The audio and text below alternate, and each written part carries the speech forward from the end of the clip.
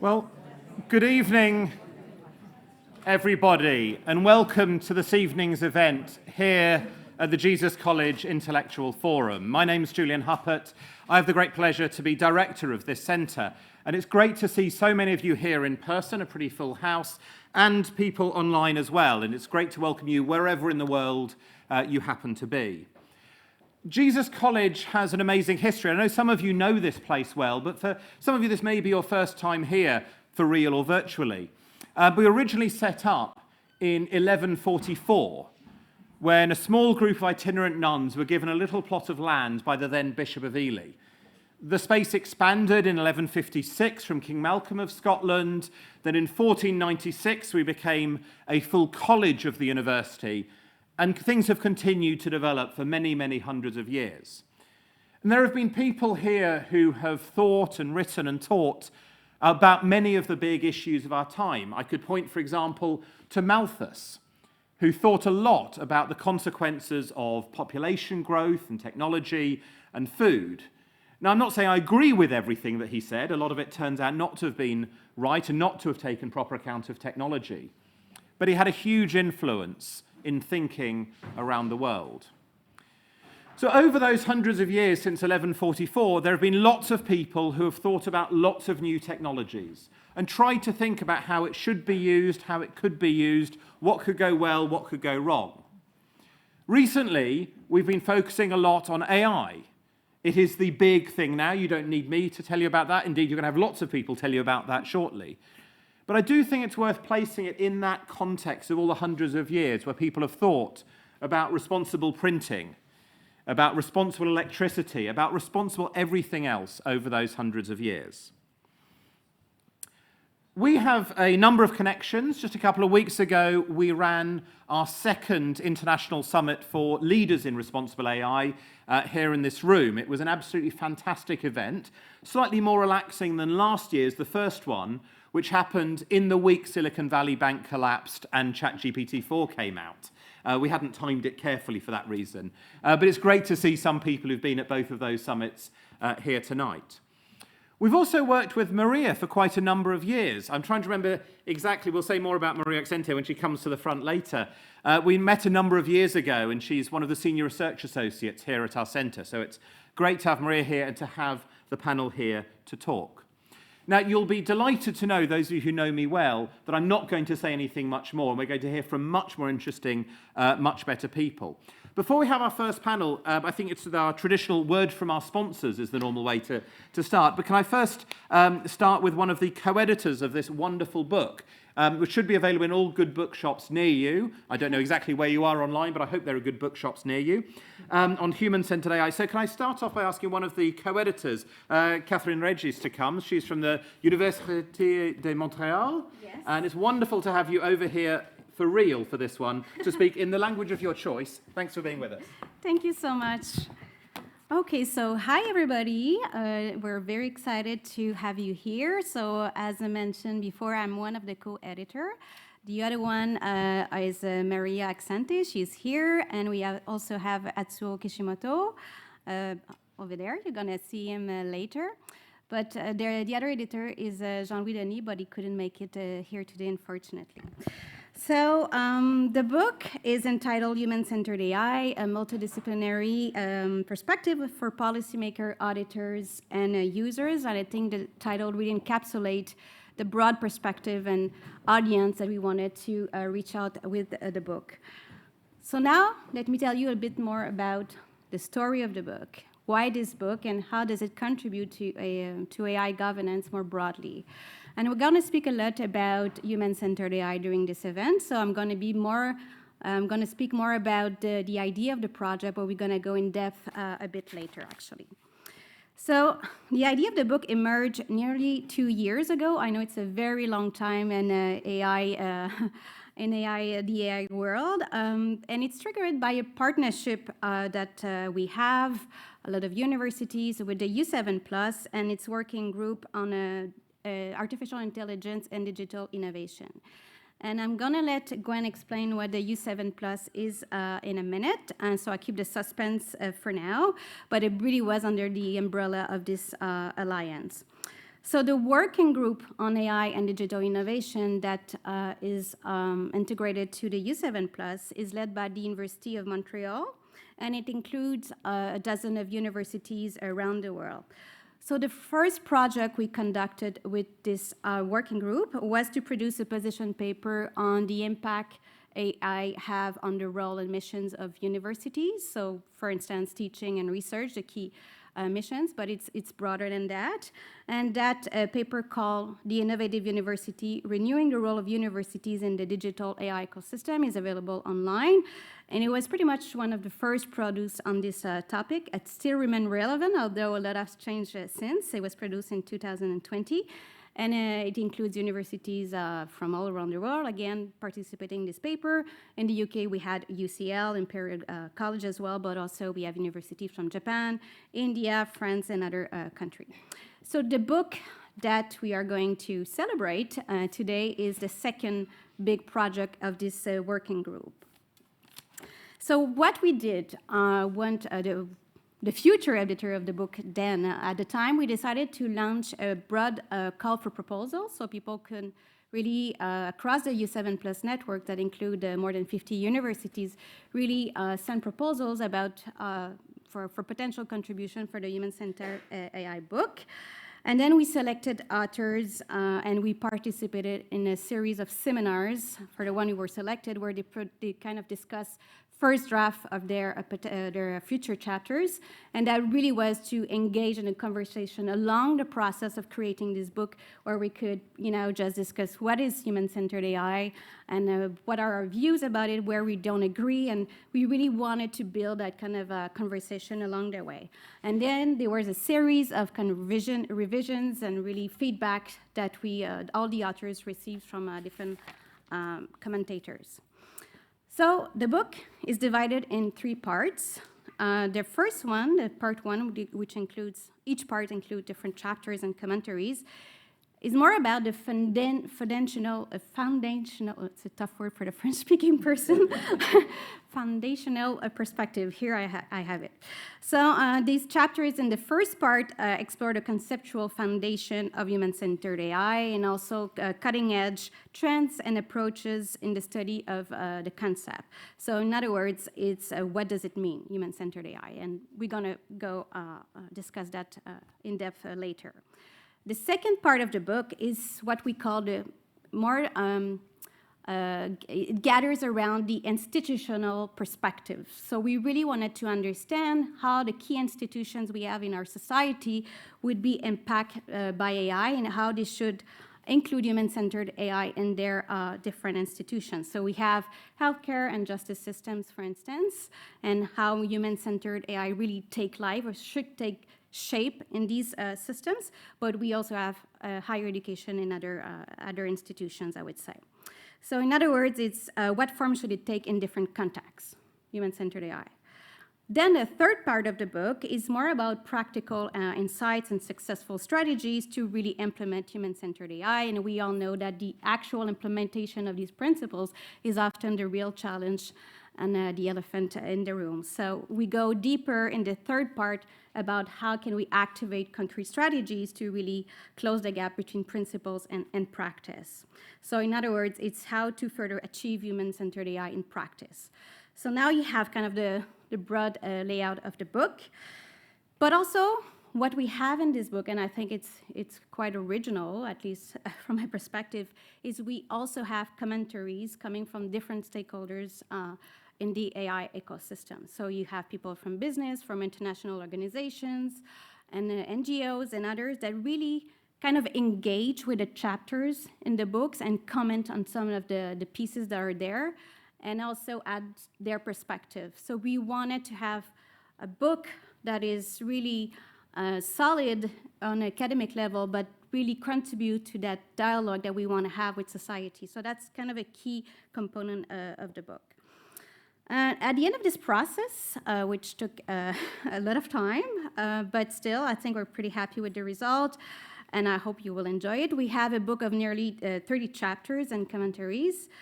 with authors from different disciplines, backgrounds, and sectors. And you'll see there's different style of voices in the book. And I think, again, that's really important to include this holistic approach and voices when we speak about human-centered AI. We have 12 countries represented and 6 continents.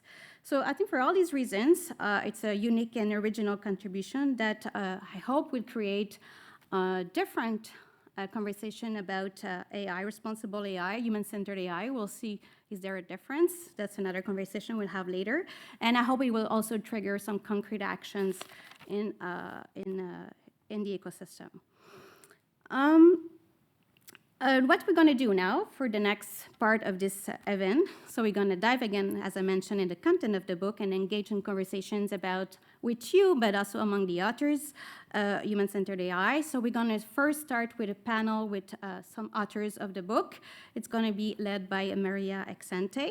Then we're going to have a fireside chat, 20-minute-ish, with myself, Benjamin Prudhomme, who's going to be moderating, and also Amir is going to join later.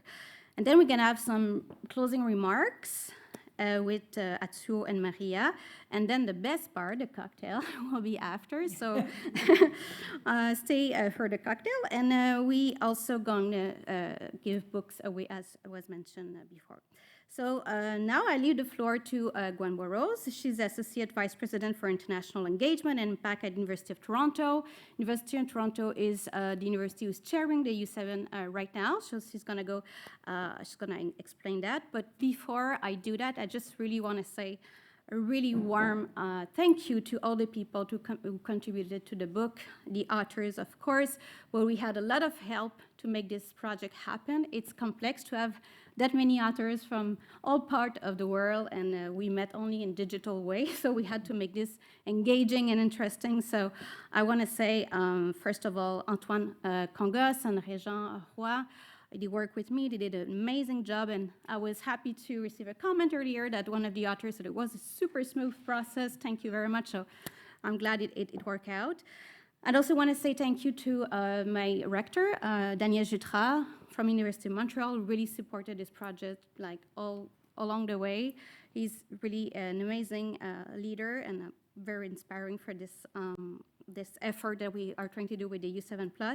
And also Mila, the institution I'm affiliated, the Quebec Institute of Artificial Intelligence, and my dear friend Benjamin, who's here today. So thank you so much for everything. So now, Gwen, the floor is yours.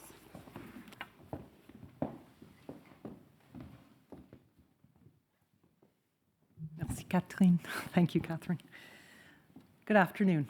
I'm absolutely thrilled to be here for the launch of Human-Centered AI, the book Human-Centered AI. As Catherine said, my name is Gwen Burrows, and I serve as Assistant Vice President, International Engagement and Impact at the University of Toronto. I'm here partly in that role, but I'm as much here in the role of one of the leads on an alliance called U7+, about which you've heard a very little bit already. And University of Toronto has the privilege of serving as the chair of that alliance right now. But it's an alliance of about 55 universities globally from 22 different countries. And I'll tell you a bit more about that in a moment. Our focus as an alliance, though, is really around universities who are committed to the role that universities can and indeed do play as contributors to broader civil society discussions and solutions. And the alliance was launched in 2019. That was the year that France was, and President Macron was the host for the G7, so that's why we're called U7+. At the time, about 47 universities came together and committed to a set of principles and a set of very specific actions under those principles where we committed collectively to act to make a difference on some of these issues. So at that inaugural meeting back in 2019, one of the commitments to action was, and I quote here, to exercise strong leadership alongside tech companies and governments in developing and promoting guidelines about how data sciences and digital innovation should be handled. To that end, our universities may seek to establish a first version of a position paper by 2020 that shall be built on the university's best practices and whose aim is to shape technological transformations for the broad benefit of society and individual well-being. And as you know already, this important work was led by Catherine Régie, working with a number of colleagues, some of whom are here today. And outputs from this work was indeed that promised first report, as you noted, in 2020, and now, happily, this book, which includes collaborations not just from U7 Plus members, but also from representatives of institutions well beyond. I'd note, since this work began, a principled response to the rapid development of AI has become more urgent, or rather, perhaps, the public, government, and some industry leaders are perhaps waking up to the need for an ethical, human-centered approach to AI, which addresses biases and risks while recognizing the very real opportunities as well. And indeed, some of the lead figures, if you'll excuse me for being nationalist for a moment, but who've sounded the alarm most recently have come from Canada, including Jeff Hinton from the University of Toronto and Yoshua Bengio from Université de Montréal, two so-called godfathers of AI. And Yoshua, I guess, provided the foreword to this book. Yeah. So this book could not be more timely. I also wanted to note that the G7 is similarly trying to navigate these risks and opportunities. And indeed, later this week, U7 Plus will be meeting. It's a network of presidents, so the presidential summit is taking place later this week in advance of the G7 in Italy. And the Italian government has set AI as a priority for this year, noting on their website that artificial intelligence, and I quote, will also feature in the Italian program. This technology can generate great opportunities, but also enormous risks affecting geopolitical balances. It's necessary to develop government mechanisms and ensure that AI remains human-centered and human-controlled, given concrete applications to the concept of algor ethics. So just a bit of context to how we will be engaging with the Italian and other G7 countries, as well as with our colleagues across the network that go well beyond G7 countries. Indeed, we'll be providing a copy of the book to the Italian government at the meeting later this week. So I look forward to the discussion today and appreciate the opportunity to just share a little bit about U7 Plus, and thank you so much for inviting me. So looking forward to a great discussion.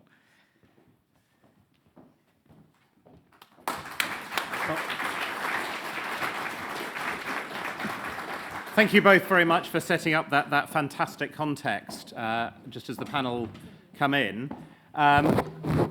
And as they find their seats, if I can just embarrass Maria, who is there at the end in the red. And Maria is the reason this event is happening here, and has been a great friend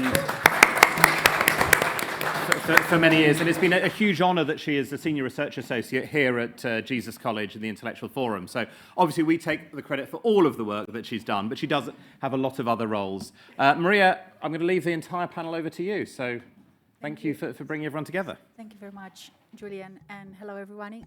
Thank you very much for being here. It's fantastic to see so many familiar faces, and thank you for all those who made the effort to come despite the strikes. I'm Maria Accente. I'm more known for my day-to-day job, but I'm not here in that capacity today. I'm in a capacity of the co-editor of this project, and also Senior Research Associate here at Jesus College. And I'm delighted to host a panel with the people who made this book the thrilling project that it was. They gave us the content, they put their heart and soul and expertise and passion, and we're going to spend this panel to dig in some of the chapters, knowing that you'll have to buy the book, share with your networks to see the rest of the amazing content we had to review. So first of all, we'll discuss a little bit about your chapters, and the second part will reflect on where do we go next when it comes to human-centric AI. I'm going to do a quick introduction of each of the speakers and then let them discuss and share with us their perspective of the chapters. First, I'll start with Cassandra. She's a researcher and lecturer in human resource management at the University of Manchester. She is an associate fellow at Digit and a research fellow at the Institute for Future of Work, as well as an academic associate member of CIPD. Her work mainly examines the implication for productivity of the relationship between digital technologies, strategy around agency work, and future skills in food manufacturing and telecommunication. And Cassandra's chapter focuses, of course, on workplaces, the AI role in creating workplaces for better work. So, Cassandra, can you share with us more what prompted you to contribute to a human-centric AI book with this subject particularly? Yes, because I'm privileged to be one member of a writing team, so the others may be watching online. But we were obviously very excited to be part of this book. I think it's really important to be a part of the conversation on human-centered AI, particularly given that our team is really interested in how AI and other new technologies are shaping work and our experience of work as workers. And I think for the majority of people in this room and on this panel, all of us are going to spend quite a large percentage of our lives in work. And so this question becomes incredibly salient. Is AI going to create better or worse work for the workers doing it? And how are workers experiencing this transformation of their work through these new technologies? So the chapter really focuses on that. We actually draw on 2 exemplars looking at the platform economy and more broadly across other manufacturing sectors. And we address this we use quite a broad typology that assesses this shift or transformation of the quality of work, looking at expressiveness, how much we as workers can exercise our voice or use our skills in the workplace, autonomy, how much control do we have around how our work is organized, around our workload or our hours of work, but also risk. How much economic, psychological, or physical risk do we find? What are the risks that we face at work? And through that, we kind of start to evaluate, what we really find and what we discuss in our chapter is that the impacts of AI on work are incredibly variegated. Right? When you look across different sectors, you might see in some spaces there are better, the situation might be better, you might find there's less risk or greater autonomy in terms of working time, but you might also find that in other areas, conditions of work become worse. So we really pose the question of how are these technologies transforming different work settings? Thank you very much. I'm surprised because I was putting some water. We'll hear more from Cassandra because we'll have a Q&A at the end of the 2 panels. But if I want to go next to Jennifer, because one of the challenges we set for ourselves with this book is to challenge the concept of human-centric AI, to show how broad this should be, and that led us to select your chapter. Jennifer Gerard is the Deputy Director of Sustainability in the Digital Age and Future Earth Canada, an affiliate assistant professor in the Department for Geography, Planning, and Environmental at Concordia University. Her work focuses on bringing people together from different communities and research domain, she's in the book, at the interface of digital transformation and environmental sustainability and addressing divergent viewpoints through collective foresight and intelligence. Jennifer's chapter was on AI and sustainability in agriculture, not necessarily a topic you will find associated with human-centric AI. How do we bring the 2 worlds together, Jennifer? Thank you so much, Maria. So I think to start off, the idea for our chapter really came out of a project.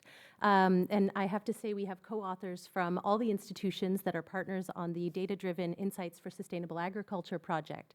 This includes people from my own organizations as well as from Mila, from Planet Labs, Leaper Labs, a wonderful organization in Rwanda, the Rwandan Center for Integrated Development, and also a number of other partners around the world. And what we tried to do in this project is really to explore how AI can help track progress and support transitions, especially for smallholder farmers, towards more sustainable forms of agriculture. And there's a number of ways that this can be done. We looked at satellite imagery, we did a survey of farmers on the ground in Rwanda with partners. And what we tried to do in this chapter is actually to reflect on what are those main principles around human-centered AI that can really help to advance progress, to drive change in those fields of sustainability and agriculture. And so we really thought a lot about, for example, inclusive data stewardship, especially when we're talking about agriculture, smallholder farmers on the ground, who, many of whom, especially in the Global South, might not be fully literate, thinking about how we can govern the data that we're collecting about them, how they can actually accrue benefits from that data that's so valuable to so many, and how we can really bring them along for a more co-developed process was a really important principle to bring up. We tried to think also about the role of robust AI applications. So when we're working with farmers who, often depend on the crops, on the success of the agricultural practices for their day-to-day survival, thinking about how to ensure that the algorithms are really giving the types of outputs that are useful to them on the ground, but also are reflecting, the changing climate that we live in today. So, really relying on that up-to-date data as much as possible. And that's something that I think AI is so critical for, actually. And then, of course, thinking about the roles of trust and accountability. And this is something that, across, I think, all of the chapters really emerged as such a core topic in the field of human-centered AI. And especially when we are working with, small communities, often marginalized voices, thinking about how you can build that trust and how you can really create decentralized forms of accountability so that you don't have one central node sort of controlling the flows of information and the flows of knowledge and insights, but really trying to decentralize that we found to be a really critical component. Thank you. Thank you very much. I'm hoping that by including your chapter in our book will open up a conversation between different communities researching green AI, sustainability, ESG, and bringing to the fold, because we need to create that shared taxonomy. Because one of the challenges we have, especially in industries, there's a bit of a confusion about different terms that are being used, and we need to have that clarity and understand how those terms support each other. Another challenge we pose ourselves for the book is to build bridges between academia and industry. Next panelist is a super woman. She's one of the driving forces of AI in this country and beyond, Gina Neff. And Gina Neff is, besides the co-author of our paper, she is the executive director of Minderoo Center for Technology and Democracy here at the University of Cambridge.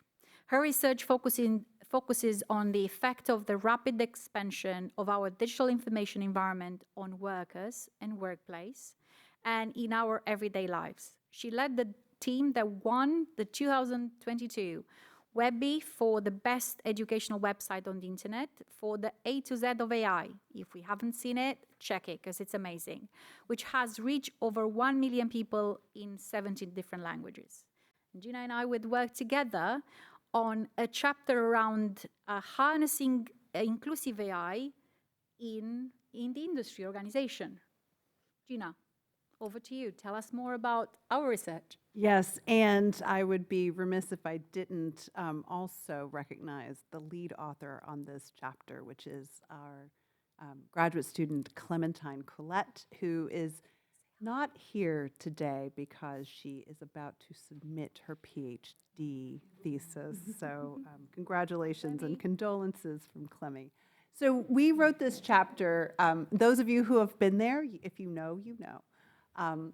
We wrote this chapter, and when I say we, Clemmy wrote the chapter. No, we worked on this chapter together through interviewing C-suite leaders about inclusive AI. So we use a very small sample, but very highly placed, of focus group conversations with C-suite leaders with their chief data officers in their companies to talk to them about what inclusive AI might look like, and what gaps do they have in their own organizations? Now, one of the challenges about working in this space is things move so quickly.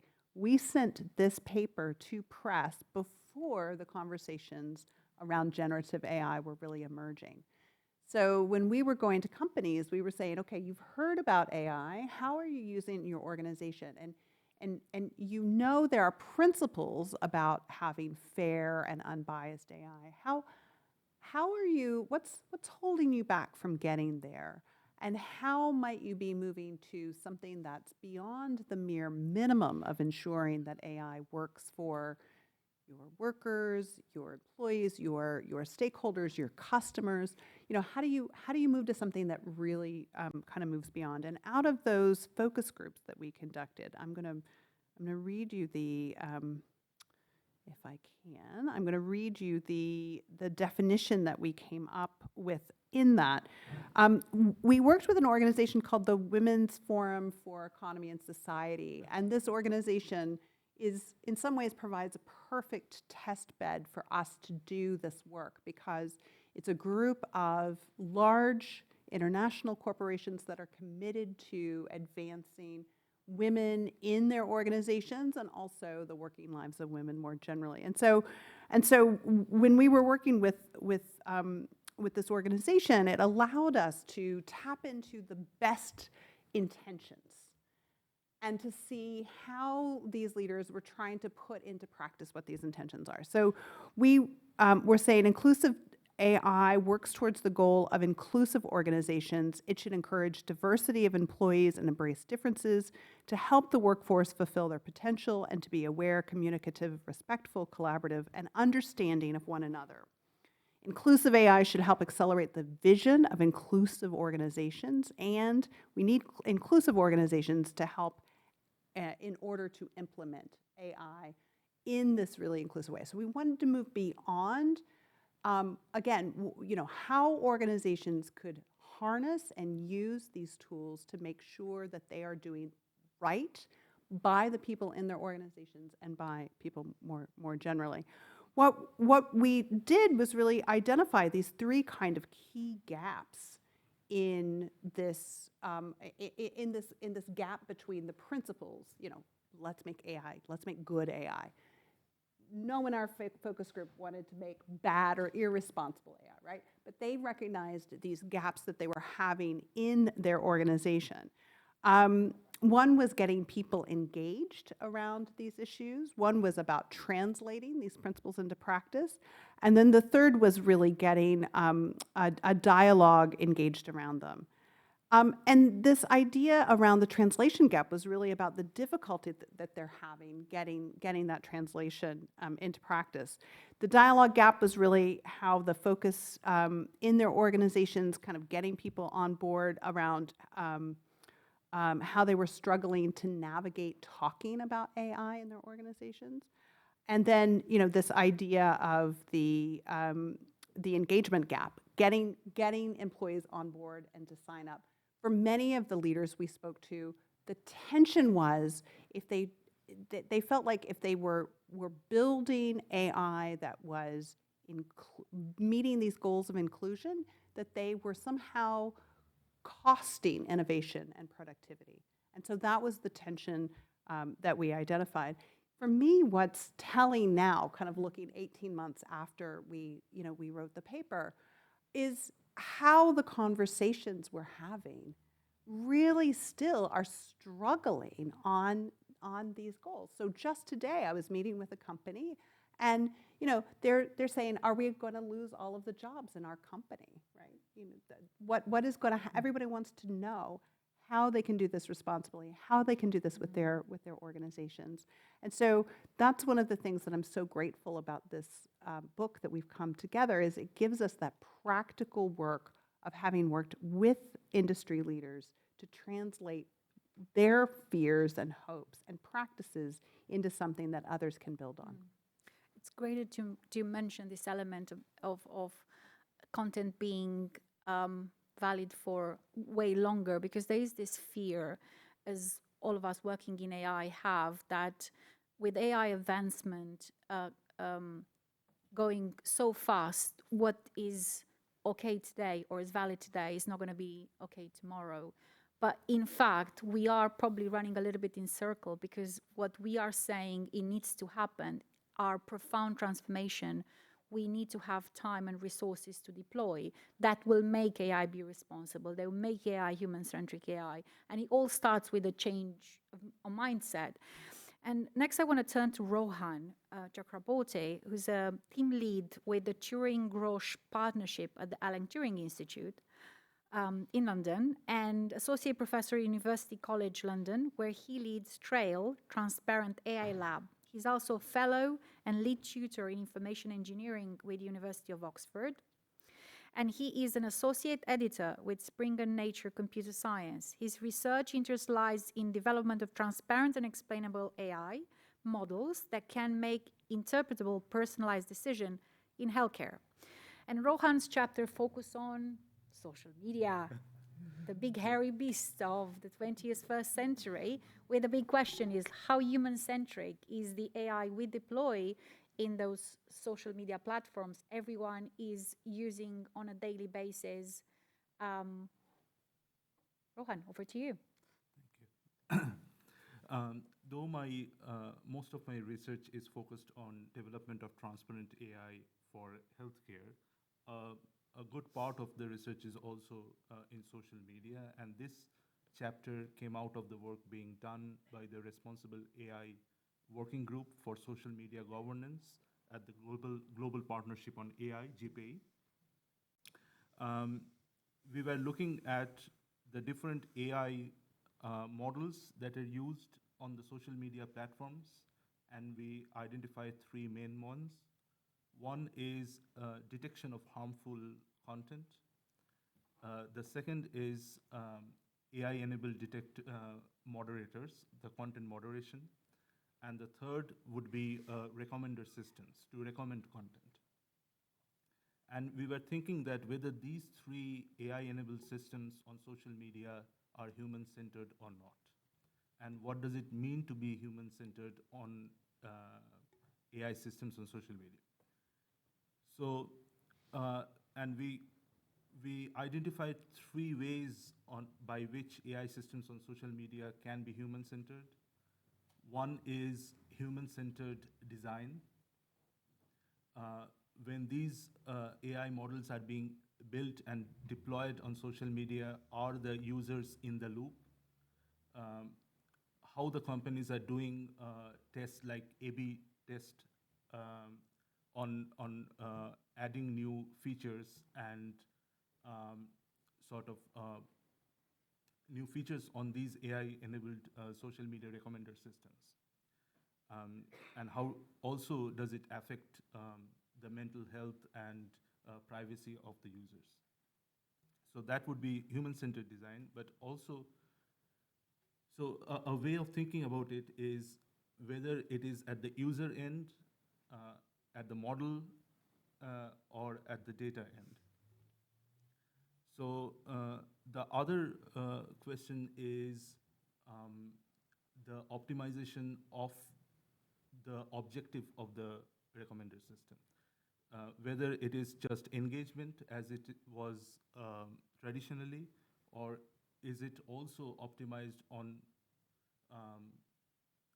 the nature of the content, that is whether it's harmful or uplifting. The third would be the data itself, that is what is harmful content, and whether there is a general definition of it. Usually at the moment it is defined in the West and maybe by social media companies behind closed doors. Should these definitions be defined geographically and culturally sensitive or language sensitive?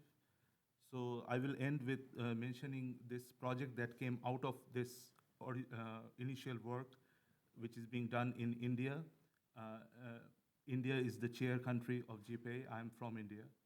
And we are piloting this project there, where we are collecting social media, like tweets and memes from social media platforms, which are being annotated by locals. And that would generate a data set where the harmfulness of the content would be sort of culturally and language nuanced. Yeah. Fabulous. Thank you very much. Last but not least, Vicky Cherisi, who alongside Virginia Dignum are the author of a special chapter in the book about AI and children. Not human-centric AI will be complete if we're not focused on the next generation. Vicky and I and Virginia, we know each other. We've been working together, part of the UNICEF AI for Children initiatives, in order to promote a better understanding of what does it mean to have children exposed to a technology as sophisticated as AI. Vicky is a research affiliate at the UCL, Institute of Education, with extensive experience in human-robot interaction for research, policy, and industry perspective. Vicky's research focusing on the impact of AI robotics on human development, with a special focus on children and their learning. And I was so impressed meeting Vicky. It was 5 years ago Even more, in 6 years ago. 6 years ago in Seville, and sharing her passion and her research around AI and children. Your chapter you wrote with Virginia, focusing on specific part of the wider topic on how do we operationalize the AI regulatory sandboxes specifically for children in the age of AI.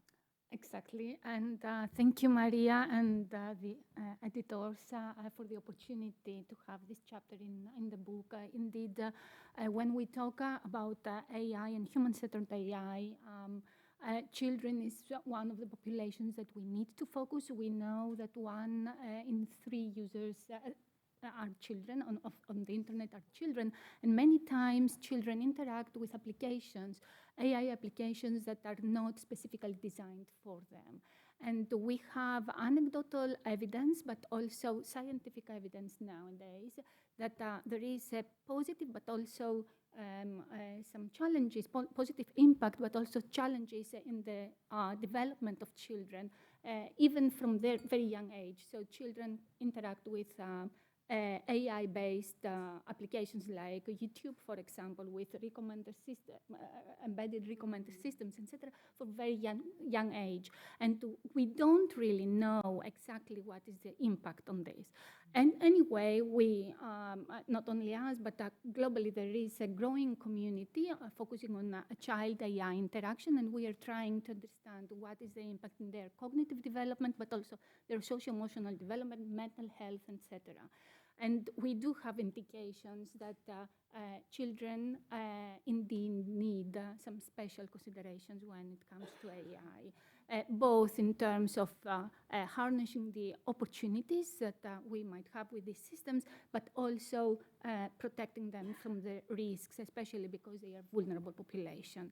So what we did with Virginia Dignum, who is a professor at Umeo University and the leading researcher in responsible AI, together with Maria back, I think it was 2018, when UNICEF put together the first ever policy guidance on AI and children, we thought that we could pilot these principles that are based on children's rights. So the United Nations put together a comment 25, where they focus especially on children's rights in online environment. And we pilot with different systems, robots and virtual reality systems, etc., in various populations, but with small samples. And the next step with Virginia was to propose an AI regulatory sandbox. And we did that because we need it is evident, and there is now, I mean, starting with the European Commission, but also other countries, they are keen to regulate several aspects of AI for adults, but also for children. And we don't know yet what is the golden principle and where to start, where to go with regulation. So this is something that it is still under discussion, especially when it comes to children. and with regulatory sandboxes, what we can have a safe environment. You mentioned beforehand, Gina, the test beds. So this is something similar, where you can have you can define in advance the elements to bring together different stakeholders, industry, policymakers, civil society, children. We always include children in our work, and test different aspects of regulations or developments, technical developments, etc. So we hope with this framework to provide a kind of tool for different stakeholders to come together and to have a transparent tool to work together towards better AI for children. Thank you, Maria. Thank you very much, Vicky. You'll see when you read the book the sheer diversity of subject we included, which just is a clear message that human-centric AI is much broader than we all anticipated. And perhaps this is just the beginning of a beautiful friendship, and it's down to all of us in the room and whomever is following online to thinking, what is our contribution, individual contribution to this new theme. For the second and last part of the panel, I would ask each of the panelists to reflect on where do we go from here. 2023 was a very interesting year. No one had foreseen the emergence of a social revolution with AI. When you had a tool like ChatGPT put in hands of literally hundreds of millions of people, and what is the potential for creativity and for risk with that. But human-centric AI, it's becoming more and more important as a theme for us to reflect, to allow us to take a step back and reflect, what do we really want to do with this technology? Gina, if I go first to you, what's next with human-centric AI? Is there a hope for us to make a difference? I am cautiously optimistic, but only if we do an extraordinary amount of work. So I think the stakes are being set now, and they are high, for whether or not we get AI systems that work for people, communities, and the planet, or whether they do real harm to our economies, harms to our ability to trust one another. And I would be really remiss if I did not mention harm to our goals of mitigating climate change by reaching net zero goals. So any human-centered AI has three big things that we need to make sure that we have in place. First, we have a lot of capacity building. We have a lot of education, upskilling, reskilling, and lifelong learning that needs to happen so that people can participate in these systems. Second, we need real accountability, that people and companies and governments need to be able to know and trust the companies that are building these systems. And there's a huge accountability gap happening now. And then third, and this is my more optimistic note, so third, I think we need a lot of play and creativity. And some of the conversations we're having about AI right now suggest that the problems have all been solved. There's some guys, some dudes out there, and they have the answers. And the rest of us, we're just not invited to the party, and we'll never catch up, and we're all doomed, and the robots are going to come, and Terminator's going to take over, and basically the planet's over. That's one narrative about AI. But I think there is such extraordinary things that we as humans will be able to do, harnessing the power of new technologies. But we have to get in there and play, and we have to get in there and figure out what the new things are. And I'll give you a secret, and then I'll close. The secret is, I don't think the companies making generative AI models have a clear idea of what their use cases are. I kind of famously, I got sort of, this group, I sort of led at Meta, I led a huge focus group around researchers in AI, and I said, we're going to figure out what these use cases are, and the game was calling BS on AI. So for those of you who are American, you might be able to figure out the phrase that's colorful language. It worked in Silicon Valley, but we were calling out, like, what are the use cases here? And I'm here to tell you, Silicon Valley does not have it figured out on what these use cases will be. So we have an extraordinary opportunity. We have to build capacity, we have to hold companies to account, and then we have to figure out how we're going to harness human creativity. I think if we can do those three things, we can be optimistic. Perfectly said, Gina. Cassandra, how do you follow that? Well, how do you follow that? Exactly. But I think Gina set it up wonderfully, because she talked about bringing everyone together to try and think creatively and play. And I think in terms of AI's impact on work, all the stakeholders need a seat at the table, and to be part of that, and to help kind of develop that vision of what we as a collective want the future of our society and the future of our work to look like. And that means workers and their representatives, whether that's kind of NGOs, worker collectives, unions, but that also means firms and business leaders and their representatives. It means governments, it means academia. We all need to be at the table, kind of coming up with this collective vision of what we want our future society to look like. And then we can start to address what are the governance systems that we need in place to create that future. What systems do we need to build? How do we recraft our existing governance so that it actually starts to work to achieve that goal? And that's not just in work, but I think probably in other areas. Easy peasy, it can done, you know. Bunch of us, guys in line, we solve it. It's fine. Vicky. Your challenges. Talking about use cases, education is one of the sectors that, especially the last year, has been hugely affected by, especially by generative AI, large language models, from primary school to universities, etc., lifelong learning, etc. So we can see the opportunities. We run some workshops with educators, with students, high school students around Europe, and we see that this is there. So as a next step for me is, first of all, we need to include children from underrepresented areas, populations, exactly. So Global South, etc. So my biggest fear is that we don't manage to close the gap, the digital gap, and we might have people that are really privileged and get all the opportunities, while other people don't get the opportunities, and probably they are more at risk. So for me, this is something we really need to be careful with, and including children, educators, parents, and all the stakeholders, the relevant stakeholders in the discussion is really crucial.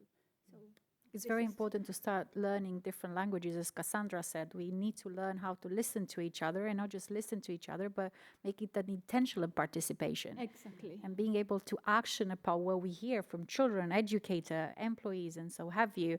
And also the planet, if the planet could speak to us, is speaking to us. So what's next for human-centric AI and sustainability?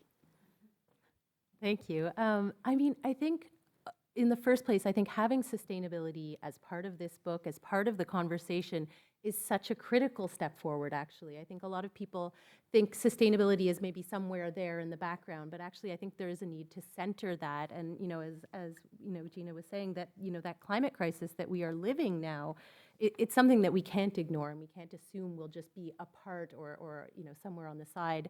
You know, I think that in terms of sustainability, there's sort of three shifts that I see as really critical. And the first is actually starting to build ecosystems that value and incentivize innovation in AI that can serve the environment, that can protect biodiversity, that can help repair climate damage, that can bring those marginalized populations into the conversation.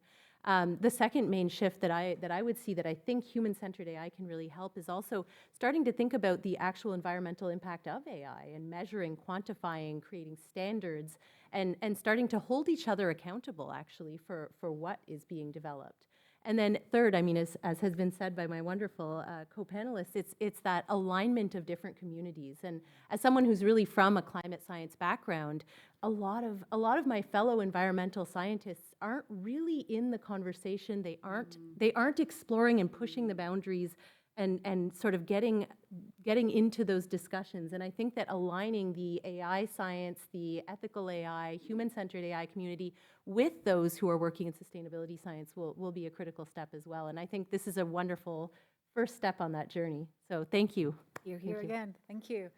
Last but not least, Rohan, social media and explainability, or how do we prepare ourselves for a true explosion of generative use cases whenever companies will figure it out? What are the use cases?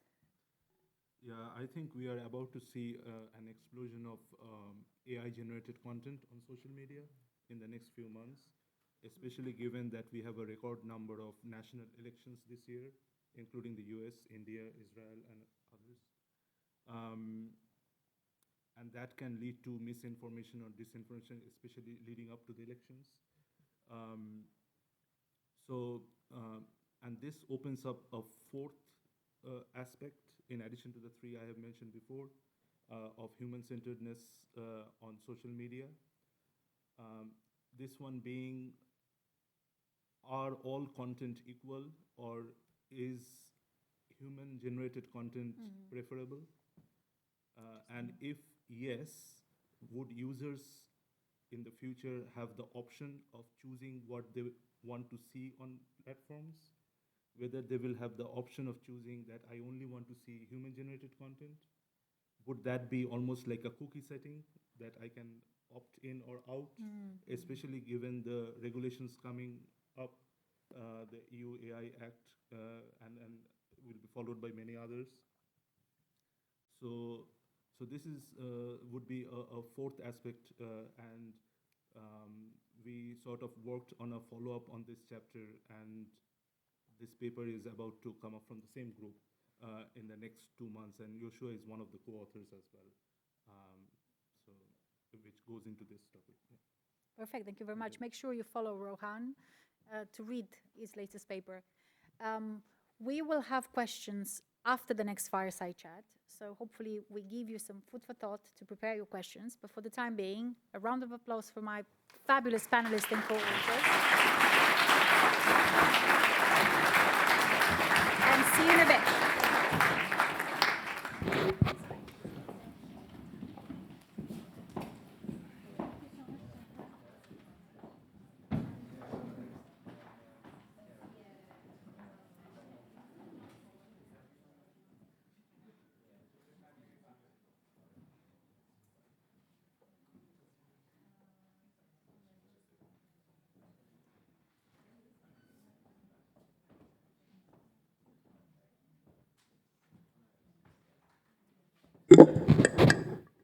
Oh, parfait. Je me sens peut-être qu'il n'est pas là.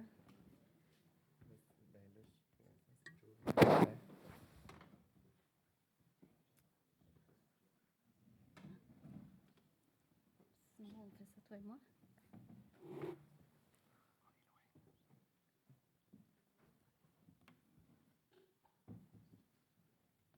We'll give it a minute of suspense to see if Amir can join us online. Good morning, good afternoon, everyone. I'm online. I don't know what the video situation is.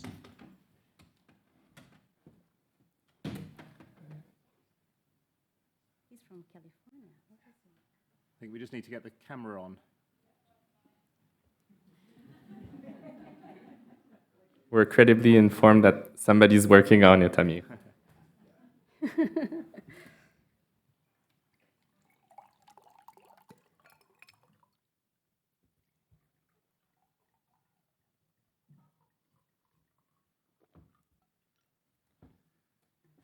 In the meantime, and just because I know that we don't have a ton of time and I want to preserve as much as we can for the questions at the end, perhaps I'm going to start introducing the two of you, and very humbly, in fact, hello Amir, welcome. Good afternoon, everyone. How are you? Hello, Amir. Can you hear me okay? Thank you for joining us. Of course. Very briefly, I'm Benjamin Prudhomme, the Vice President of Policy and Global Affairs at MILA, the Quebec AI Institute.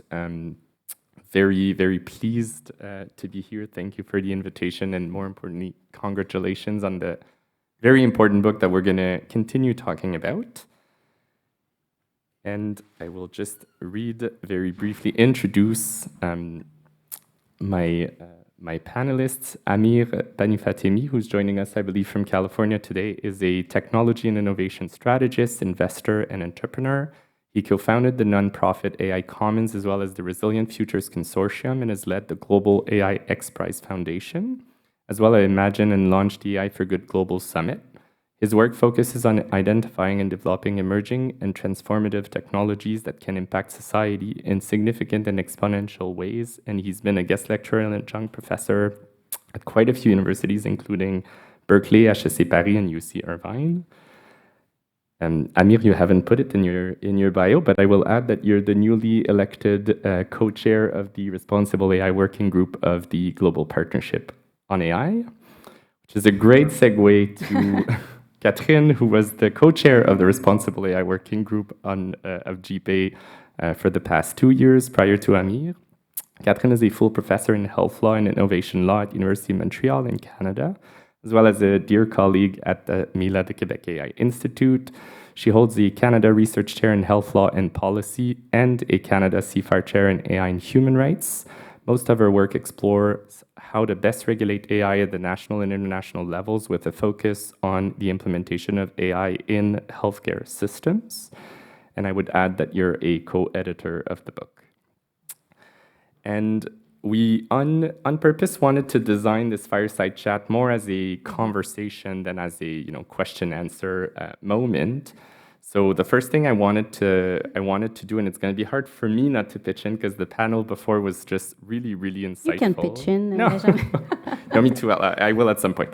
But for the time being, I wanted to give you both an opportunity to, in a way, pitch in that conversation. If there's anything you wanted to either highlight, react to, add to that conversation, the floor is yours. I just want to know, Amir, could you listen to the panel before? I was able to participate, yes, thank you. Okay, so it's tough because we tend to look anyway. Maybe I can start, or and then you can follow Amir. So I think 3 things. First, I thought it was an excellent panel and really gives you even more the interest in reading the book. So thank you very much. I think they all mentioned 3 things. The first one would be perhaps not surprising to you, but being in this community, AI community, and engaging with a lot of stakeholders, it is in fact surprising because people are, and the point that they mentioned is they each spoke about opportunities, but also the risk at the same time of AI. And honestly, it's not always the case. Some people just focus on the risks and cannot imagine the opportunities, and the other way around. So I think that capacity to really see the both opportunities and risk at the same time and maneuver this tension is important in AI. We need to be able to address this complexity. And also, they all mentioned trust. I think it's a key, a transversal theme in the book, and human-centered AI, the ultimate purpose of that is really to create trustworthy technology, and that will lead to adoption eventually. So it's linked. The other one, they all mentioned the need to engage with end users or potential users.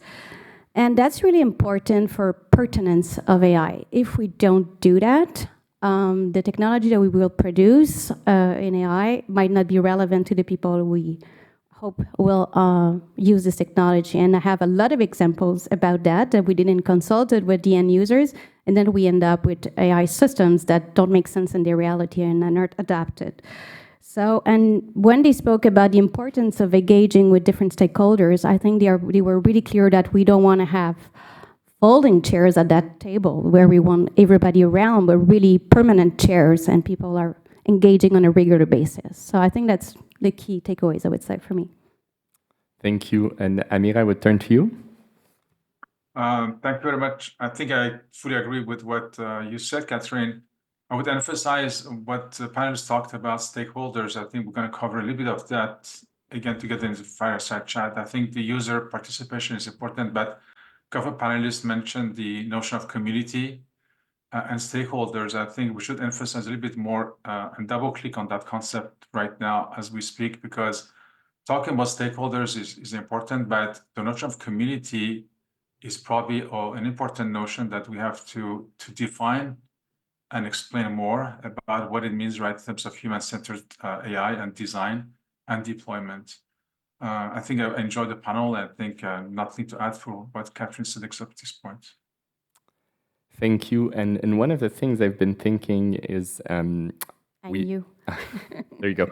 But it's going to be brief. But one core theme that I think the book really puts, sheds light onto that everybody talked about in their own way without naming it is the core component of interdisciplinarity, and how, we're just not going to get to human-centered AI unless sustainability is at the table, unless social sciences and so on. So I just want to put that forward, how that notion of human-centered AI really, really puts that at the front and center.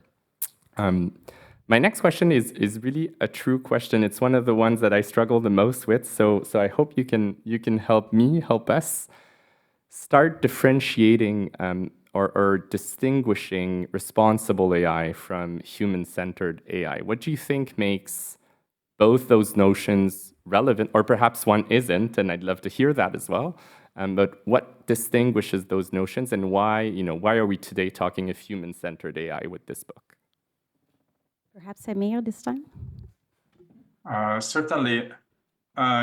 For those who have checked the book before, and if not, there is a first chapter of the book by Shannon Ballard that put a good context about responsible AI and human-centered AI. And we all agree that these are two complementary contexts and approach, but really they are mostly complementary. In fact, if responsible AI emphasizes creating systems that are ethical, fair, transparent, and accountable, and do not harm society and adhere to moral standards, on the other hand, human-centered AI is really aiming to align technologies closely to human values, their needs and well-being, and ensure the technologies are enhancing human capabilities.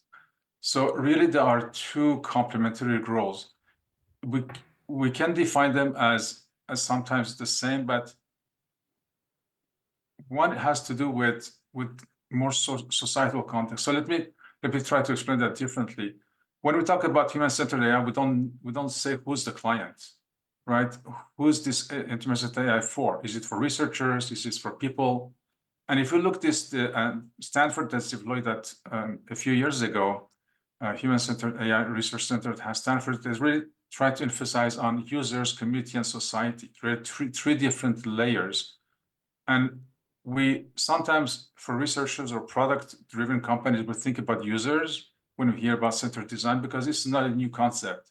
Human-centered design in general, not just AI, is 50 years old. So we know how to do it for planes, for cars, for urban design, for many other areas. But when it comes to AI, we have to adapt that context by understanding that there is a global societal issue, which we all understand in terms of governance, framing for safety, framing for ethical norms, making sure that they deployed properly. And then on the other side, at the user level, we're trying to think about how users interact and how human values are captured in design of the system. But these are not disconnected issues, right? Community is in the middle. So if I take an example, for instance, of a AI assistant for a judge, or for basically providing a credit score for a mortgage or for a loan, we can imagine that the machine learning system can somehow, based on certain demographic criteria, provide a suggestion. But very rarely those systems are designed to take into account the community in which they're living. Is racism rampant? Is there family issues? How have been evolving? What are the economic conditions of the situation? Those details are related to the community in which that user is part of, and also the general economic context in which they are. So the systems have to take into account a larger stakeholder evaluations, such as ethical approach, societal approach, maybe involving civil society, and start thinking about deployment of application, not just models, that not only focus on the user itself or herself, but also in the community surrounding them. For that example, a system like this will probably help a judge to evaluate a scenario, but also could take into account the point of view of the person being judged, or the attorney, or the community around them. So this notion of human-centered AI cannot be disconnected from the user, the community, and the society. And when we talk about responsible AI, we usually think about societal issues and masses, right, impacting masses of people. And we need to basically intersect that approach with human-centered AI. So I would say they're more complementary, or on an X and Y axis, where we want to make sure that we take into account global issues of ethics and safety and responsibility, while making sure that systems are available, understand users, and impact them and augment them, not only for one person, but for the communities around them. So when both of them are in line and aligned, I think then we can talk about useful AI, beneficial AI. So that's how I'm trying to portray the difference and complementary of both of them. Thank you, Amir, and off to you, Catherine, to either react or propose more. Yes, so I'm going to build on what Amir said, and also I'm going to invite you to read the comment from Shannon Valor. I think it's really enlightening with respect to this question. So for me, I guess they are complementary, but the focus is different. I would say that with responsible AI, as the name said, is really focused about responsibility. So who's responsible for what, how, who we should hold accountable, and that concept of responsibility really is at the heart of what we want to do with responsible AI. And I would say that my own definition of responsible AI is to do a good AI for good, and who's responsible for doing that. So good AI, like good practices, but also for good, to really have that target. Like, for example, the Sustainable Development Goals, like this is the kind of AI that we should focus on. So that's for the responsible AI definition. I would say that there's no like settled definition that we all agree on. And just if you remember the white paper we did together with respect to AI in cities with UN Habitat, we were like looking for definitions of responsible AI, and we kind of struggled finding one. So just it's still ongoing, like it's a process of finding what it means. It's the same with human-centered AI, but I think that with the book we contribute to defining better this concept, and that was one of the first questions that the author asked when we started working on the book. So what's going to be our definition? How are we going to do this? And we said, well, that's our job to find out and flesh out where we agree and disagree. So that was one of the starter of the book. I would say, although I think there are three key components that are common throughout the book, and that we usually agree on with respect to human-centered AI. And the first one is kind of a normative component that human-centered AI should align with human values, needs, and preferences. So that's one of the components.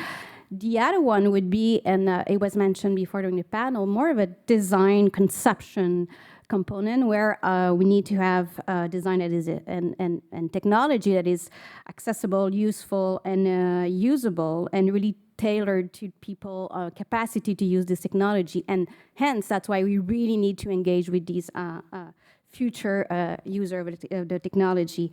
And to bridge back to what you said, Benjamin, for that part of design conception of human-centered technology, the interdisciplinary part is essential.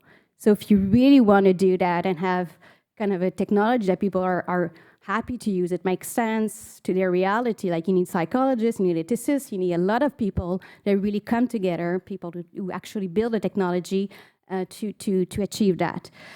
The other one is the feedback loop.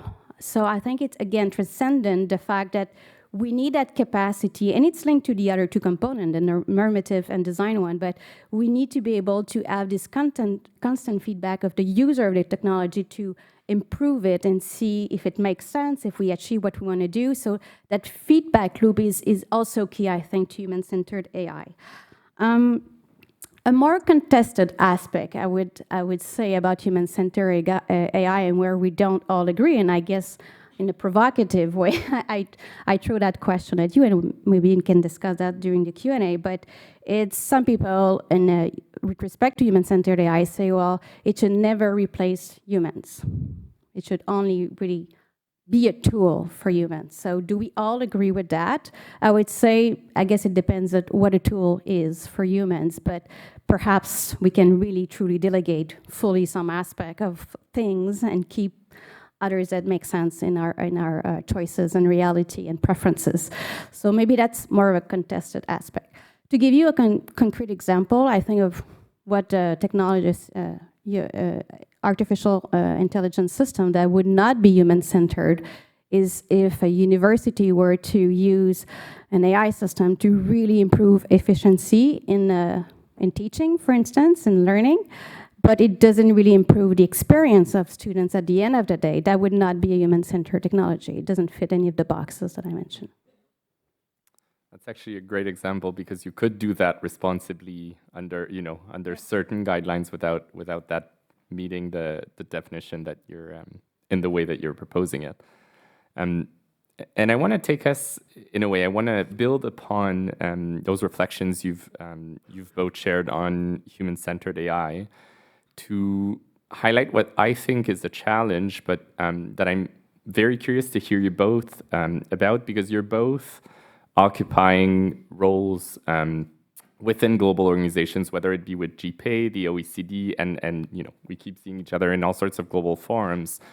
And I think one of the paradoxes, but also perhaps opportunity I see, is that a lot of the first panel actually insisted so deeply on inclusion, but at the very field level, if I can say, like including actual voices, of individuals, of communities, and making sure that those are really embedded into the structure. And I'm wondering, how do you make that happen? How do you make that approach to human-centered AI happen at the global level?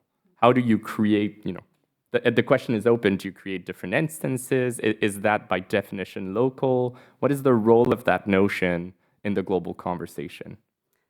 Of the notion of human-centered AI? Exactly. Well, I mean, I'm curious to hear what you have to say about this, because we both are involved in the global partnership on artificial intelligence. So you really see up close the challenges of bringing people from different realities, culture, experiences, and disciplines as well, and really to agree or disagree, but really to move forward in a project. It takes energy, it takes willingness to do this, but I think it's really worth it.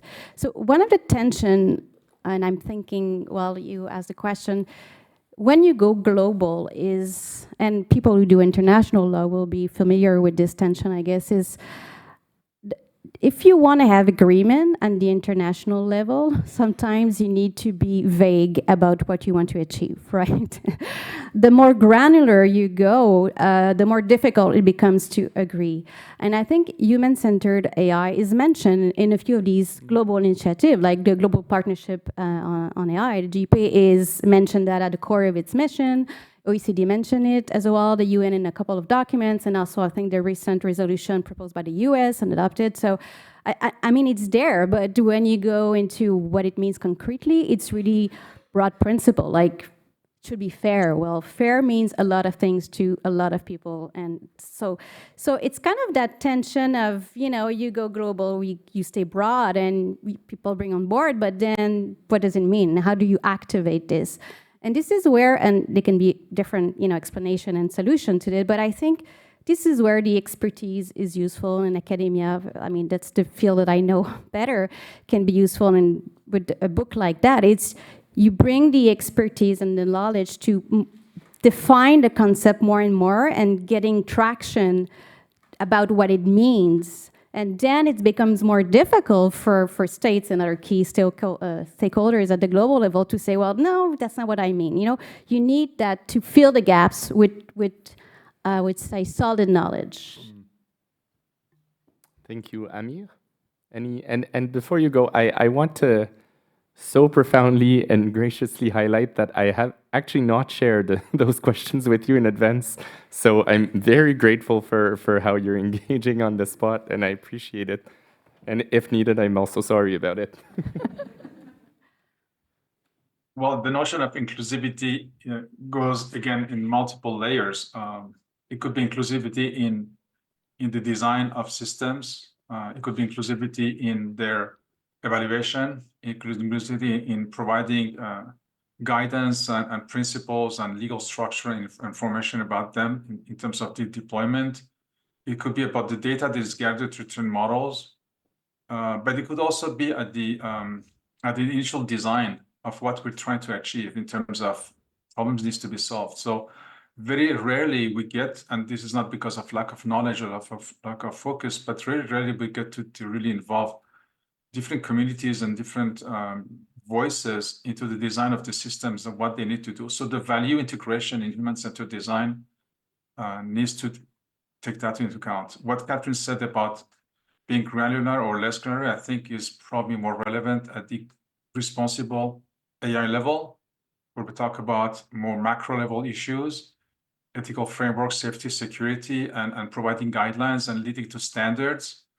But when it comes to evaluation of system and take into account human-centered approaches, I think this is where we can probably double down on inclusivity and take into account not only value system, but also how people would use it and how you can provide more empowerment and empathetic approaches to how we need to have those systems designed to empower people, pretty much. I'm repeating myself, but I think empowering people is the real key issue here.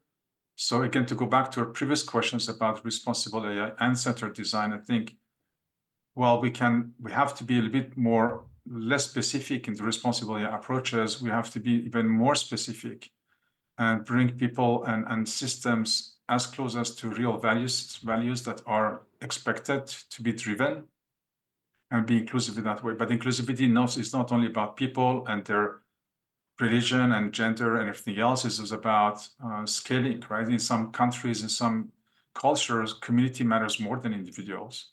In some others, age matters. In some others, the impact of the environment and legacy is important. So those values will be different based on where they are deployed. So, which means that deploy system is not a one size fits all. It has to be deployed differently. And when deployment can be different, then the design of the systems also have to be different. We all think about AI as models because we're using foundational models these days as a way to create application on top of that. When in the early days of machine learning was more statistical, and now we have learned that we have user interfaces that can help us interact with AI systems and build applications. These applications are really the core focus, not the models themselves. The models have to abide by a number of rules and principles and standards for sure. But really where the inclusivity come into play will be on the application and deployment of those models within specific examples. We mentioned one, the legal system could be digital health assistant, could be urban planning, could be food security, anything that comes. From our experience on AI for Good for many years right now, we have collected so many examples that adhere with the Sustainable Development Goals. And what prevents those systems to scale is because they are not designed by people that are at the end of the chain that are using them. So this disconnect between academia, policy, governance, deployment support, and social capital and capital to really scale them makes it that we're not, although we have the intention of being inclusive, we're not basically delivering on that promise. So human-centered design could be a good framing to start thinking more about these issues. Yeah, and that I think that echoes. I believe it's Gina that was saying earlier how the question is how do we move beyond intention within practices. And one thing that I would add, because we take it for granted, but it's actually not really happening, is certainly at the international level, a first step is genuinely engaging with all countries kind of on par. I don't know that we've achieved that yet in AI, and so it's very much of a first step, but it's one that we can't really skip. But I want to do, and that's going to be our last question, unfortunately, but I want to take us in that topic of moving beyond intention, and I will reduce the scope of my question. I wanted to ask you what the first best practices could be, but given time, I'd say what for you is one priority that one would have to put forward if we wanted to take that notion or principle of human-centered AI and apply it in practice. And who wants to go? I'm seeing Catherine volunteer. Oh, okay. No, go ahead. I was going to. Oh. Anyway. Sorry. Doesn't matter. Okay, so I would say two things. You said the one, but I never really obey. So the first one is to invest, and I'll clarify what I mean. Like, it's easy to say just put more money on the table. It's not what I want to say, but invest and then explore. Okay, and I'm going to give concrete examples. So the first one is, so we know that there's a gap, and perhaps I'm getting a bit broader, but it really applies to human-centered AI for sure, but we need to close the gap between what we say in principle and what we implement in practice. It's beyond research. Like, we do research, we develop AI system, and then we hope that they're going to get traction in the reality. But moving from research to actual embedding the technology in practice really require a lot of investment. Sometimes it's even more expensive than developing the technology in time, in resources, in education, in capacity building. And I often feel that we talk a lot about what we develop, but then we kind of forget, like, let's hope for the best. It's going to find their way in the systems. But it doesn't. So you really need to envision the two going together. So you have a technology, and then you implement it, and then you really invest in education. And does it make sense? What can we do to make it better? And the chapter that I co-wrote in the book is about that. We discuss the need to connect with the normative component of human-centered AI, but also the context in healthcare. And how we propose to do this is to really follow the journey of an innovation in the healthcare system. And we give a few examples of how we could do that. And I think Innovation Lab is a good example of you embed that in hospitals, and you really coach and discuss the technology with the users. And then you bring that feedback to the developers, but also the policymakers. So we realize that doesn't make sense. We need to change, the policy. So that's one example. And I would say the other one is explore. Okay, so I remember a conversation about AI governance a few years ago, and we were like, we need to enlarge our toolbox. We need more tools to really, have better AI governance. And I think the toolbox is much better now than it was like 2-3 years ago. So we need to build on this interesting work, be curious about it, evaluate it, and discuss it. And I'm going to give a few examples. So the OECD, for instance, has this very interesting AI tools catalog. So you have a lot of good examples of, I think they say responsible AI, maybe human-centered, I don't know, tools that you can use. It's evaluated. It gives, that's a good example. So that's useful. Building capacity. Amir is co-leading a project with a GP. It's about scaling up responsible AI. So it really is about people who are developing the technology, and then they face some challenges to make it fully responsible. And then they kind of provide capacity feedback, comments, and to really help them get the traction and, get past the challenges they may face. So that's another example. We talk about the regulatory sandboxes in the book. I think it's another one. We have impact assessment. There's a lot of tools that we already have. So we need to explore them, to adapt them to different contexts, play with them, and improve them. So we know I'm optimistic in that sense that we are way better than we were a few years ago. So let's continue to do that. Thank you. And on your end, Amir, one or more concrete step forward towards human-centered AI. Well, the reality of AI systems is that they need to be deployed, and to be deployed, they need to be. We need to identify who's going to deploy those systems. Is it industry? Is it corporations? Is it governments? So whoever those deployment actors are, I think they need to be part of the table to create very practical deployment guidelines for human-centered AI. Because right now we have to translate abstract concept for most people into practice. And to that, if we're talking about AI, what is the AI life cycle that we have agreement on, and integrating HCI across all this life cycle? And that will mean that we form multidisciplinary teams. We measure on a regular basis the implementations. We try to scale while managing complexity. And we don't forget to educate all the stakeholders, because there's an education that we all learn as we go, and we really don't know. Translating general guidelines, today we have probably more than 100 guidelines and principles across the board from many countries.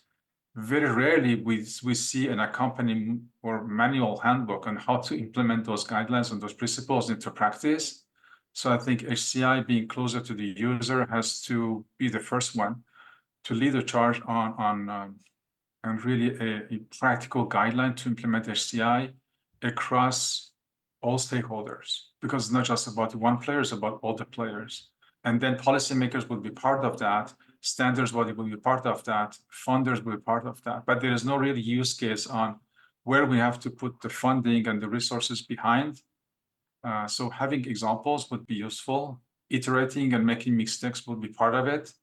I think you talk about regulatory sandbox, we need policy sandbox, we need funding sandboxes, we need to experiment at scale to learn collectively, because I think there's global agreement on where we try to go, but there's very little field data about what works. Thank you. And I think, I mean, it's a great way of concluding the panel. And really of commending the co-editors of the book, where I think sometimes we forget how recent the conversation is and how demanding and ambitious it is to try and define those terms and really, put meat around the bone. So it's been a real pleasure and honor to be alongside you. Thank you, Amir, for joining us virtually. Thank you, Catherine. And off, I believe, to Maria and you for the Q&A.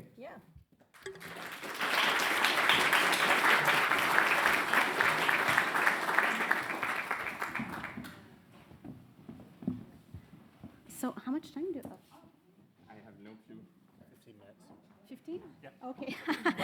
But I respect them. No, it's No, okay. come on, have a seat, guys. Is that you? Okay, so time for Q&A. Any question? Oh, yes, please. And you need the mic. Okay, so 1, 2, and we help each other in finding who's on. There's one mic here. So 1, 2, 3, 4, and we're going to start with that. Oh, 5, 6, 7, okay. So, yes, please go, sir. Thank you very much, and thanks for the great panel. All I want now is to win the book. And seriously, I'm very impressed by all the contributors from Canada. But a question I have is, do you think that human-centered AI is on a collision course with the arms race narrative, which is partly fueled by deterministic thinking?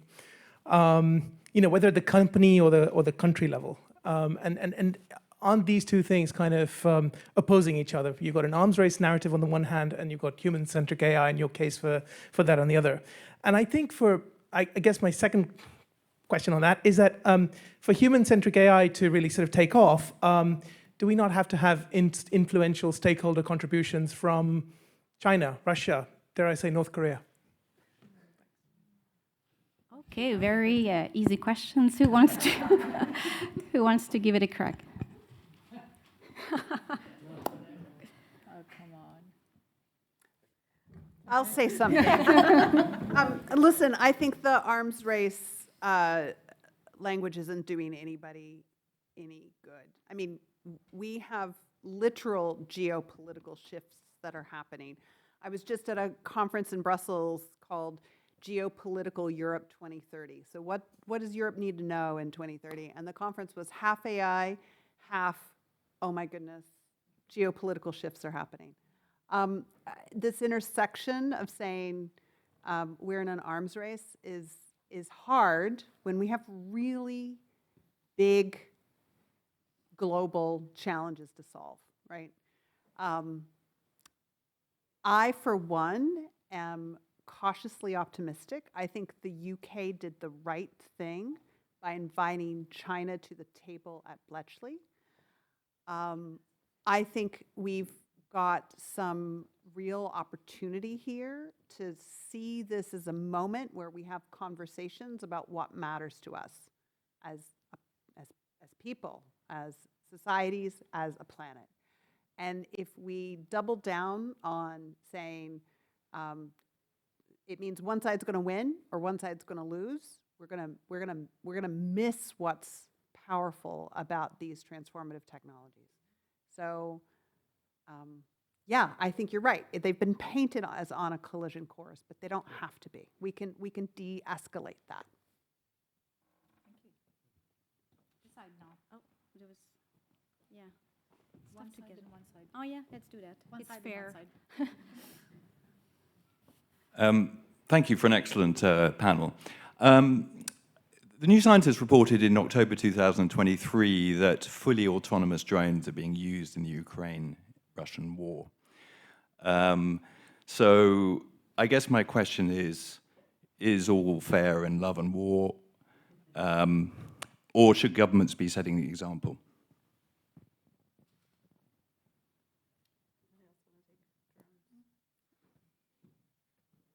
Okay, so I'm not experienced in drones or military technology necessarily, but drones are being used in work in multiple ways to make, and I guess this comes back to this question about what do we want to use these technologies for. So we can obviously use them in the context of war, which has kind of horrific undertones, or we can use them in the context of maintenance and keeping workers safe and enabling them to undertake, if you look at steel manufacturing, that drones are being used to actually help maintenance technicians and engineers in maintaining factory buildings, right? So the technologies themselves are neutral. They're not good or bad.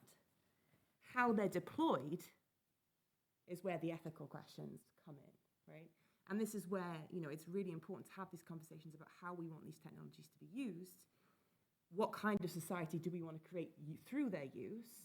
And that's why we need all the stakeholders at the table to come back to the point that Gina and a number of panelists were making. We need, everyone at the table to kind of set that vision, because then we can hopefully stop kind of If I can tie the line between these two questions, so the first one and the second one, there have been stage 2, track 2 diplomacy between Chinese and US military through the Brookings Institute. Completely, right? China does not acknowledge having nuclear weapons. But somehow the Brookings Institute was able to get Chinese military and US military to sit down to talk about safety in AI-enabled targeting systems for nuclear weapons. So the Chinese were really interested in learning how to make sure to keep those targeting systems safe. It was an opportunity. It's been a bare knuckle like opportunity to have sets of conversations that neither government can really truly admit they want to be having, but they are having those conversations. So yes, the only way to get to safety, and then the other thing that keeps me up at night, right, are using, big fully autonomous weapon systems don't keep me up at night. That's not what I'm really scared of. I'm scared of the things that are commercial off the shelf deployed at scale when you can send 1,000 of these things out, as we're already seeing in some cases. Okay. Maybe you? Yes. It's easy, right? It was. Anyway. Just go ahead. Maybe we can take 3 and then move on. Okay. Just brief questions. Perfect. Thank you very much for your panel. It was magnificent. So I think I have 2 questions, but I don't know if I'm allowed to do that. The first one is related to the concept used. Nowadays in the field, or in fields like ethics or ecological studies, we are trying so difficultly to move away from anthropocentric perspectives in order to use notions, ideas, and concepts that would take into consideration a more broader conception of life and entities. So don't you think that with the use of the notion human-centered AI, we are contributing in falling more deeper in anthropocentrism? That is the first question. And the second one is also related to the concept of open source. Nowadays, there is a growing community of voices, and I'm part of that, that defend the idea of open source as the way forward in responsible AI. What are your thoughts on that? Can we just take another question at the same time, and we can let people answer one of the others?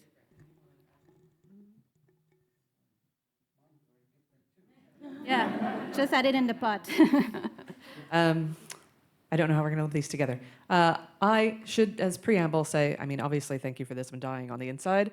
I work as the global lead of professional services for a large software company. And my whole point is we have to go from principles to implementable frameworks. So I also hope to win the book, but I will also buy it if there's extra copies lying around. And my question is, our AI, responsible AI strategy work is the hardest to get into the table. Everybody wants to your point, experiment, but with the tech, does the tech work? And so have you found a way in your research to pivot the conversation away from this is tech to the capabilities that we're talking about? And I would love to know how. Thanks. Very good question. Yeah. Let's give it a try, and then we'll stop with the questions for this side. Well, I'd like to ask each of the panel members to open their minds and just suggest how they think we'll talk about AI in 50 years' time. Okay, so many questions you can choose from. And Amir, if you want to say something, just wave your hand. Go. Yeah, I can probably comment on your second question regarding open source. As a computer scientist, I have always been a strong supporter of open source software. In certain applications of foundation models, I am no longer sure if that's the correct way to go.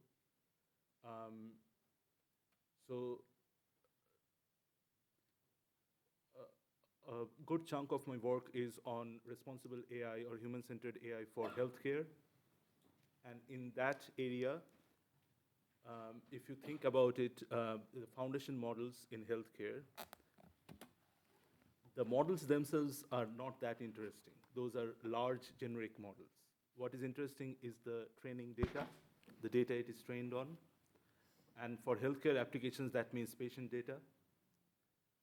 So what does it mean to make those models with its weights and biases to make it open source? How do you do that and protect the patient data? And if you do protect the patient data completely and just make the trained model open source, would it have enough transparency for it being used in a healthcare application? Because in that case, you do need the transparency for it being deployed in a real world scenario. So there is a debate there. I don't have the answer to that. But I'm just pointing out that though I have always been a strong supporter of open source, in certain specific applications, I'm no longer sure. And that also, I will just tie it back to the original question, the first question, in the sense that, like at Bletchley Park, as it was mentioned, UK and China was also there. And we have seen that even the AI policies regarding AI safety, there are different approaches and there is no right or wrong. I am not completely sure of the arms race, but I think there is a lot of cooperation, chances of cooperation there. EU took the approach of a broader AI safety regulations at a model level. China and Singapore took an approach which is application level. So not the models themselves, but having regulations for different applications, application specific. So there would be iterations of that. Both approaches have their merits and demerits. So yeah, so I think, again, I'm cautiously optimistic on that regard. So yeah, these are the 2 points. Another comment? Yeah, Jennifer. I think, thank you for mentioning the issue of anthropocentrism. I think it is an issue. My own personal take is that I don't think any concepts of responsible AI are without some focus on humans, right? Of responsible AI, human-centric AI, whatever it is. And I don't know that it's necessarily useful to add to that space an exclusively sustainable AI viewpoint, a nature-centric AI. I would see humans as part of the environment. I don't think that there's a separation there. And I agree that that narrative has been problematic in the past, but I think that's why I see a huge opportunity in including sustainability, that environment, rights of environment perspective early on in the development of the concept of human-centered AI, to really center those discussions and to create a space where those viewpoints can really come to the surface. On the 50 years later viewpoint of it, I think, and I mean, maybe I'm speaking from a bit of a bias from the climate world, but I think we're at a bit of a crossroads right now in terms of how our actions will influence that world in 50 years. And I think that where our discussions are around AI in 50 years are going to depend so much on our actions in the next few years. With regards to climate, I mean, if we don't tackle this, the Sustainable Development Goals have been mentioned a few times today. If we don't tackle this, those come up in 2030. I mean, the timeline to deal with the really urgent, pressing issues we have on the table right now is so short. So I think that it's not a very helpful answer, I apologize, but I really think it depends on our actions in the next few years. Yeah, probably I could add to the the first question, complementary to yours about the anthropocentric human-centered AI, and I would talk more about the designs. So I think no matter the language we use, from a human cognition perspective, we have a phenomenon where we tend to anthropomorphize the machines, some of the machines that we have in front of us. We have made experiments with children, young children, like 5, 6 years old, with robots that are totally uncovered, so they are not covered with a shell that it is like human-centered, etc. But there are wires, and so it's clearly a machine. And then we let the children interact with these robots, and afterwards we interview the children, and we saw that indeed they perceive them as their friends. They would tell secrets to these robots, etc. So there is a kind of we have evidence that regarding, especially for children, I'm talking for children, there is an element of trust or over-trust, not necessarily because of the design of the machine, but on some human capacity of attributing anthropomorphic features to the machine we interact with. And we have also examples with these large language models and etc. ChatGPT, for example, where we use a kind of conversation with this, right? And regarding the question about how we implement with these frameworks with industry and companies, etc., we have tried, so based on the UNICEF AI policy guidance, we partnered together with a company that, in fact, at that point didn't have children as their focus, target focus. So it was the Honda Research Institute. They developed mainly cars, etc. But at that point, they were interested in exploring, and here I come again to the point of exploration, how this guidance could be implemented in a short, a small tabletop robot, right, together with children.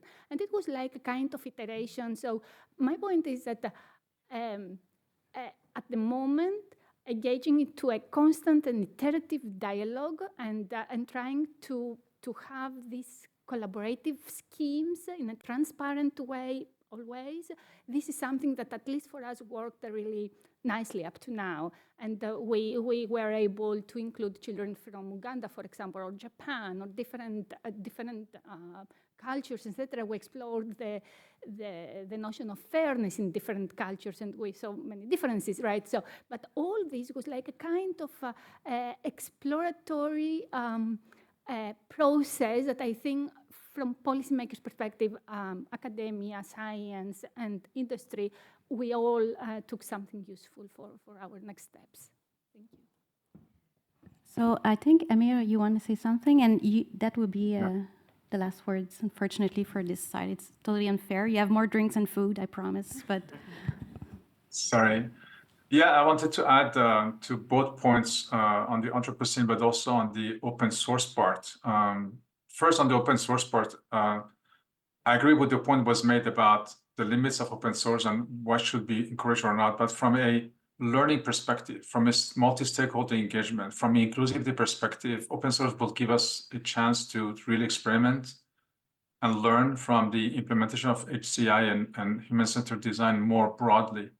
We cannot just hold off right now on experimentation. From that perspective, I said cautiously, I'm not suggesting data should be shared always, but we can leave that to different groups working on aspects of safety and security and ownership of data. But probably there is some truth to be considered in the open source phenomenon in terms of best practices in human-centered AI design and deployment and learning from it. As we deploy systems and applications, and thank you for sharing that some countries are focusing on applications and some others on models, there is a case to be made about resilience for the future. So systems need to scale and be implemented for a long run. We cannot afford as a society in general to update those systems that are massively going to impacting many areas of life and society to be updated with high cost of maintenance every other year. So to what point those applications are going to be sustainable and long-term ranging? And that may have an impact on sustainable, not AI, but sustainable applications that could somehow have an impact on energy usage, mitigation of the grid, environment, climate change, and everything else, and also poverty and misinformation. So areas that touch the society as a whole somehow needs to sit on very sustainable, long-term ranging, well-governed applications that have public good behind them. So Anthropocene could be somehow connected to that, but I would agree with the point made by the other panelists that we don't see it as urgent right now, but application need probably to be sustainable for the long term. And one way to make it sustainable is to learn as much as we can from their impact in different communities at large. Thank you very much. Thank you, everyone. Time is a cruel master, but the wine awaits us. Atsu, can I invite you on stage for the closing remarks for the event? Thank you very much, everyone. Thank you for the questions. Atsu.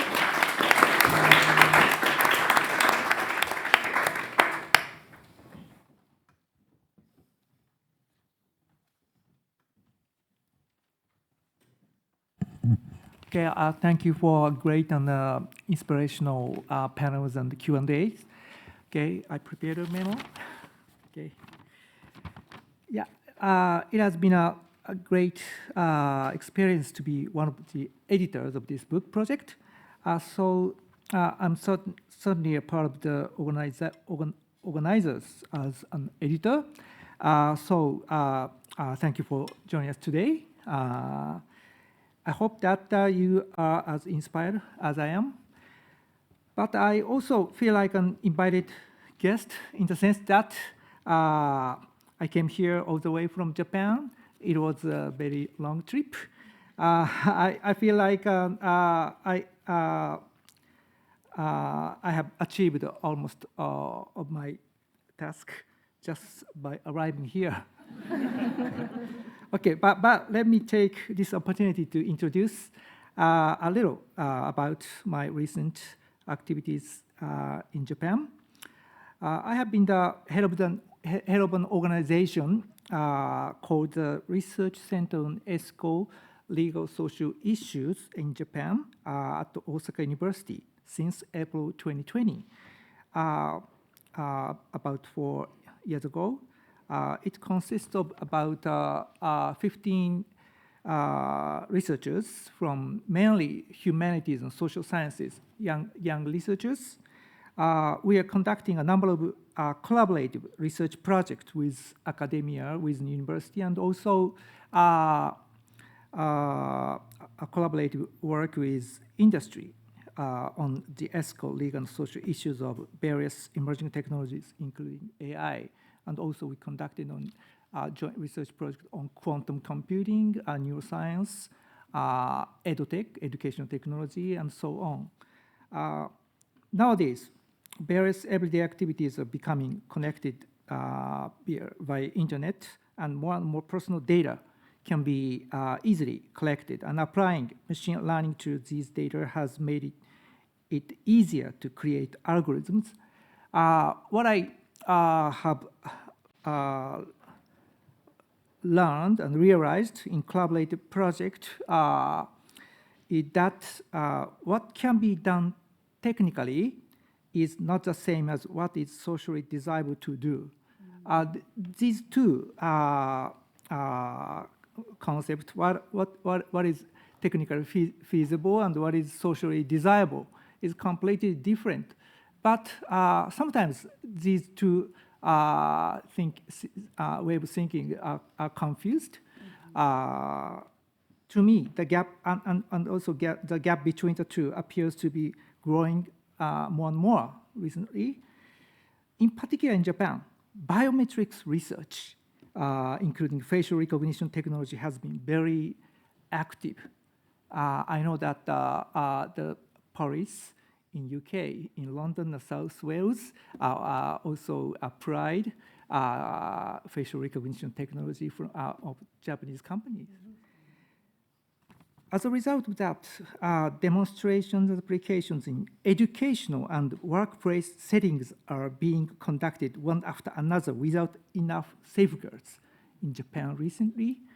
For example, they are trying to take the pulse of students in a junior high school classroom to estimate the extent of their concentration.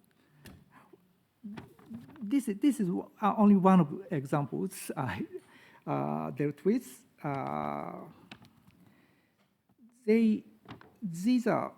are more and more things that could be done technically as more data becomes available.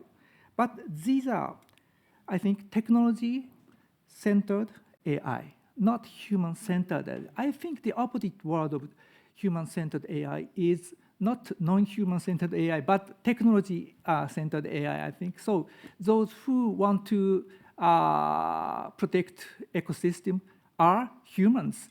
So I think it's not contradiction between human-centered and the protection of ecosystem or something like that.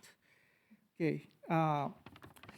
So I'm convinced that the book is very, very important for us in Japan. Okay, finally, this book is a result of the efforts of many people. Among them, I would like to thank Catherine for her leadership. This book wouldn't have been complete without her leadership. Okay, thank you so much for your attention.